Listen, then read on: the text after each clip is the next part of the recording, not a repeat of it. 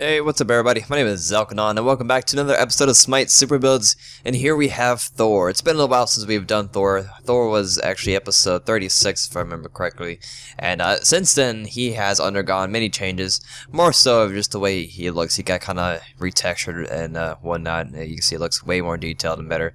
But besides that, this is a brand new build since that video's pretty old. The items have changed as far as the way they look like. Focus Void Blade is no longer in the game, and Focus Void Stone is no longer in the game. Pretty much what Focus meant on those Void items was they gave you penetration. Now, instead of giving you penetration, they will now just give you a AoE, I guess you can call it AoE of reducing physical protection of enemies around, a certain amount of units by 15%, or 15 rather, not percent, 15 points.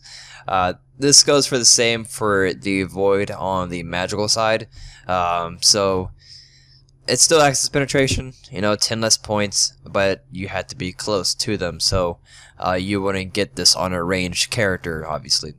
If you're a magical guy like Shanga and your attacks are kind of close by, or Hebo, you can still use the item. You still gain, ideally, 15 more penetration points to whoever you're targeting. So that's just the kind of update on that. I get asked that quite a bit, like I can't find Focused Void Stone or Void Blade. So as you see, it's now Void Shield. It's no longer Void Blade. So let's keep that in mind. You can always type it in. Up here, you can just type in Void, and then boom, here you go. So hopefully that answers many questions, so I won't get asked that again. So yeah, items. So this is a more assassin build for Thor. Back in the day, Thor was a warrior once upon a time, but he's now an assassin. So some combos you can do with Thor is go in with your ulti and then spin to win. But maybe they're kind of fast and they can kind of move away from your 3 to spin to win.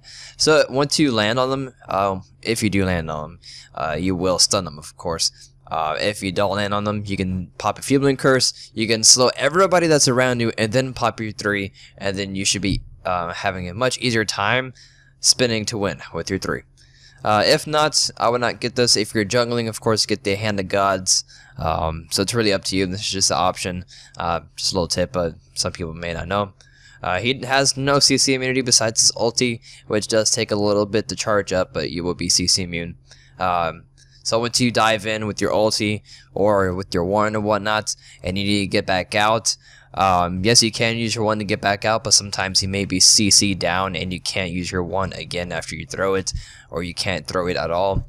This kind of helps you, escape much easier, since this is not a bruiser nor a tank built for Thor. It's good to have some type of CC immunity. Of course, you can combo this up with sprint if you wish to, so there's some options there.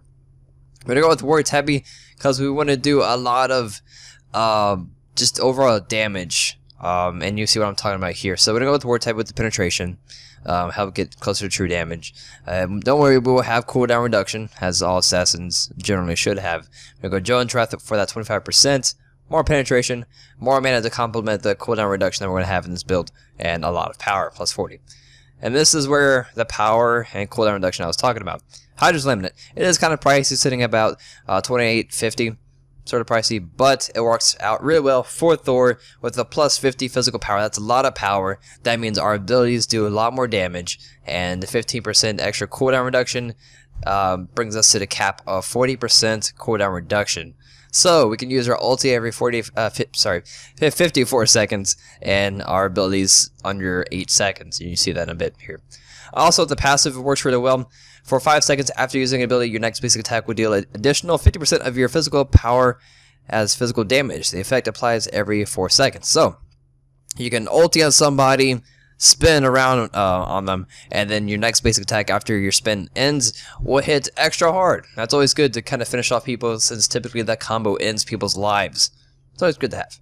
So Shin Size, you basically always want to have this on any type of damage build. Shin Size is really strong with that attack speed, complementing your other attack speed items if you wish to, but mainly so of the passive will destroy many tanks. Doing that 5% of the target's maximum HP as extra damage. Then finally, to end our damage here is the Rage and Deathbringer combo.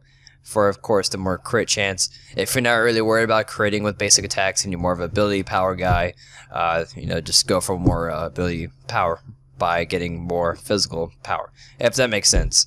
So here's cooldowns. We're talking about 7.2, 7.8, 7.8, 54 seconds. That's a lot of abilities that you have in your arsenal here. So overall, and what I was mentioning about ability power is these abilities do additional damage according to a percentage of your physical power. So higher physical power you have, the more power your abilities are going to do, or damage rather. Sorry, damage. And also his passive is rather nice. Plus a little extra physical power when you're nearby enemies. So let's go ahead and test some damages out with our 220 power and 1.7 attack speed. Everything else is pretty much the same as basic scaling. Not too bad, right? 768 on jungle mobs. Go over here. Use R3. Not too bad. Not too bad at all. Next, we're going to go over to Raw and use our ulti. Since I have to make this video shorter for faster upload times, I will not have all the time in the world to do all type of testings with different potions and buffs and whatnot. But this is more for the Raw. Okay. Go land on him. About 500. As you can see there, that is the combo that I was talking about. Ulting, using your 3, and next basic attack. Okay, Raw, calm down. Stun him.